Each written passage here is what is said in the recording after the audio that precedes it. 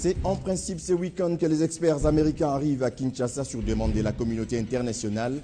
Ils auront un travail de supervision et de monitoring. Le président de la Commission électorale nationale indépendante l'a annoncé ce mercredi. En attendant, la CENI a levé la mesure de suspension des opérations de compilation des résultats. Et puis, le vice-premier ministre, ministre de l'Intérieur et Sécurité, Adolphe Lumano, a levé ce jeudi 28 décembre la mesure portant suspension des SMS, service qui a été interrompu par le gouvernement congolais depuis le 3 décembre dernier. Les détails dans ce journal.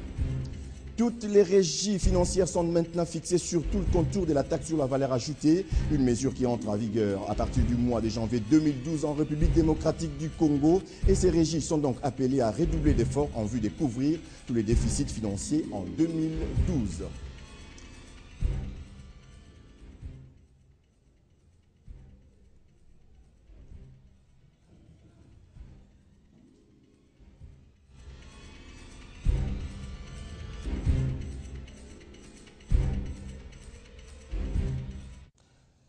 Nouvelle édition du journal, bienvenue à tous et place à présent au développement. Les experts américains arrivent ce week-end à Kinshasa sur demande de la communauté internationale. Ils auront un travail de supervision et de monitoring. Le président de la Commission électorale nationale indépendante l'a annoncé ce mercredi. En attendant donc l'arrivée de ces experts, la CENI vient d'élever la mesure de suspension des opérations de compilation des résultats. Patinkeri.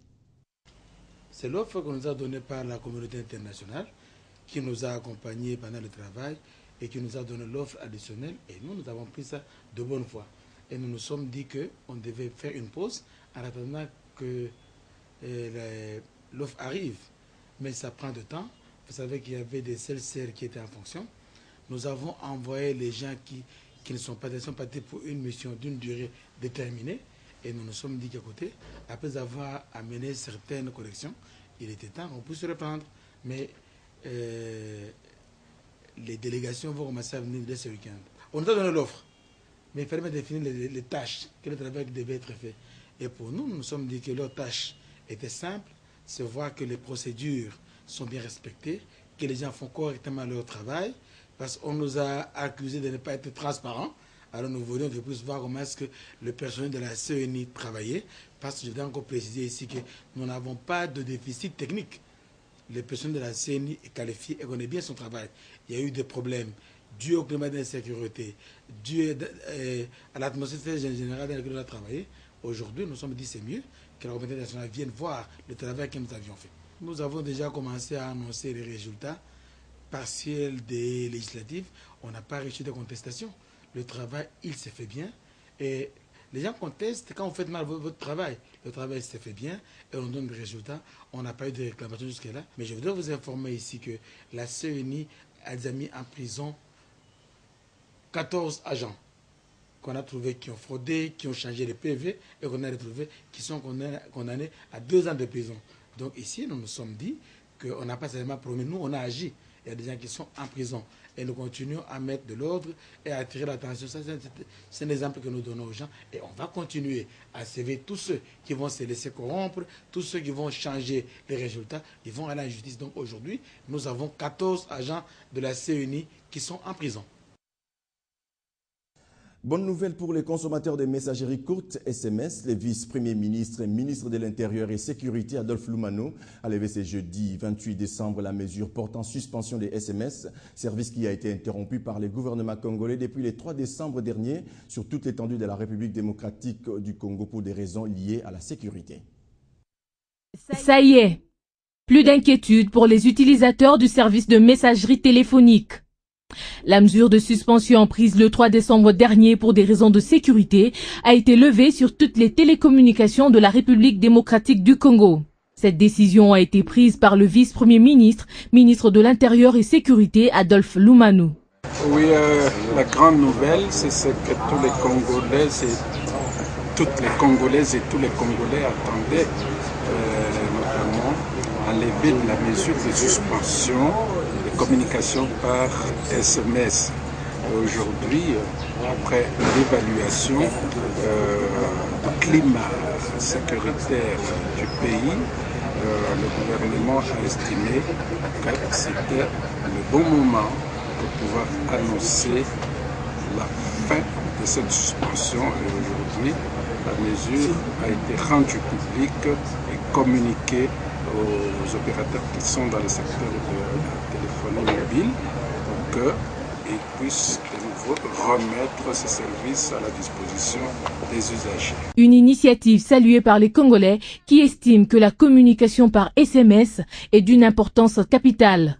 Parce que tel que moi je suis là, j'aime beaucoup utiliser les SMS. Parce que surtout moi dans les milieux que je me trouve, ce sont même un peu des milieux là que tu ne peux pas mettre ton téléphone à l'oreille et parler. Quelqu'un peut t'appeler ou peut t'envoyer un SMS, tu peux le répondre facilement. Ou il peut t'appeler, tu lui raccroches le téléphone et tu fais un SMS. Dans son adresse, le vice-premier ministre n'a pas manqué de remercier les directeurs généraux des sociétés de télécommunications pour leur contribution au maintien de l'ordre public et à la sécurisation du processus électoral. Il a par ailleurs rappelé aux chefs de ces entreprises leur engagement, celui d'identifier obligatoirement tous leurs abonnés afin de faciliter les enquêtes ultérieures sur les coupables des délits sécuritaires. Comme annoncé au sommaire de cette édition, toutes les régies financières sont maintenant fixées sur tout le contour de la taxe sur la valeur ajoutée, une mesure qui entre en vigueur à partir du mois de janvier 2012 en République démocratique du Congo. Et c'est mercredi au cours d'une réunion au ministère des Finances sous la présidence du ministre des tutelles Matata Ponyo. Toutes les régies financières étaient appelées à redoubler d'efforts en vue de couvrir tous les déficits financiers en 2012. La taxe sur la valeur ajoutée sera bientôt d'application en République démocratique du Congo, d'où l'importance de cette mise au point du ministre de Finances Matata Ponyo à toutes les régies financières ici représentées. Les secteurs macroéconomiques maintenant stabilisés et les indicateurs toujours au vert, l'année 2012 doit être de tous les efforts pour doubler ou mieux maximiser les recettes, a indiqué les ministres afin de renflouer les caisses de l'État en perspective d'éventuels déficits.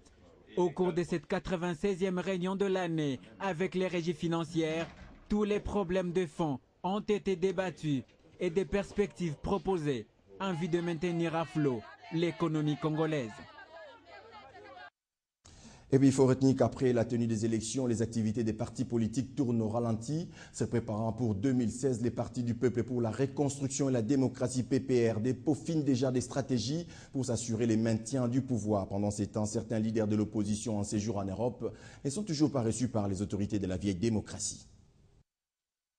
Après la tenue des élections, c'est la léthargie qui s'installe dans les états-majors des partis politiques. Se projetant vers l'avenir, les partis du peuple pour la reconstruction et la démocratie, PPRD, s'élancent déjà dans une perspective pour préparer l'alternance de 2016. Pendant ces temps, c'est le calme dans les états-majors des partis politiques. Et après avoir subi la sanction populaire, les acteurs politiques de l'opposition séjournent sur le vieux continent à la recherche d'une solution intermédiaire, ainsi contourner le jeu démocratique en faveur de la tenue du dialogue devant déboucher à l'organisation d'un gouvernement d'union nationale. Les jours passent et leur présence en Europe ne produit toujours pas des résultats escomptés. Les chancelleries respectent l'ordre établi en RDC à la suite des élections de novembre dernier. Après avoir organisé les deuxièmes élections de son histoire, la RDC s'engage dans un cycle démocratique, à l'instar des pays de vieille démocratie. La victoire se prépare. 2012 pointe à l'horizon. Les opérateurs politiques devront donc déjà penser aux élections de 2016 pour éviter les surprises et les contestations non fondées. Sachez également que le commissaire provincial de la police nationale congolaise, ville de Kinshasa, le général Oleko, a tenu ce mercredi une causerie morale au camp Lufungula. Dans son speech, le numéro 1 de la police nationale congolaise dans la ville de Kinshasa s'est félicité de la prestation de la police avant, pendant et après les élections. Mais les dispositifs de sécurité installés pour les élections seront maintenus pendant cette période de fin de l'année pour garantir davantage la sécurité à la population. Jules Mwamba. La parade de ce 28 décembre, la dernière de l'année, n'est pas une parade bilan, mais au cours de laquelle le numéro 1 de la police dans la ville de Kinshasa a donné des injonctions à ses éléments pour des mesures afin de sauvegarder la concorde sociale pendant cette période festive. Pour la dernière parade de l'année.